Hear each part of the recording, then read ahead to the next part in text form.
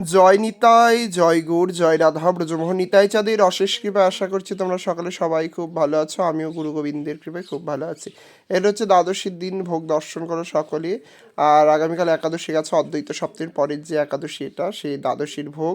আর একাদশীর দিন আমার হচ্ছে একটা আমাদের পাড়াতে একটা অধিবাস আর পাঠ ছিল, আজকে সেটার ভোগ। তো সেখানে বিশ্ব আর প্রকাশ যে রসই টসই করছে, আর আমি বাড়িতে ভোগ টোক দিয়ে এখন ওই বাড়িতে ভোগ লাগাতে যাব।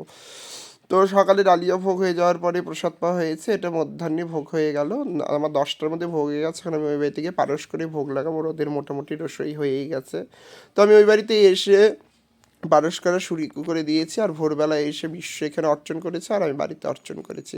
এখানে বিশ্বই অর্চন মঙ্গল করেছে, আর প্রকাশাদি রান্না করছে, রান্না হয়েই গেছে, খালি পুষ্পান্নটা হলেই ভোগ হবে। এইটা একটু ছোট্ট করে ভিডিও করে দিলাম। আর এই হচ্ছে মধ্যাহ্নে সপার্ষদের ভোগ মহাপ্রভুর, 400 ভোগ হয়েছে, যেহেতু ঘরটা ওদের ছোট।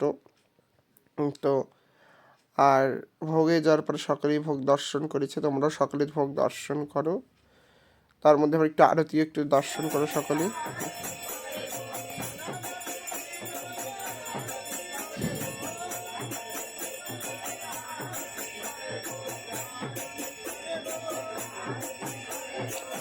তো আগামীকাল নিত্যানন্দ হচ্ছে ত্রয়োদশী, তারপরের দিন চতুর্দশীর দিন আমার একটা অধিবাস আছে, মধ্যাহ্নে ভোগ দিয়ে চলে যাবো আবার জলপাইগুড়ি। ওখান থেকে আবার চৈতন্য ঠাকুর পরপর অনুষ্ঠান। তো আমার এই ভিডিওটা যদি তোমাদের ভালো লেগে থাকে অবশ্যই পেজটিকে ফলো করবে, আর কমেন্টের মাধ্যমে জানে। দেখা হচ্ছে পরের ভিডিও। জয় রাধা ব্রজমোহন।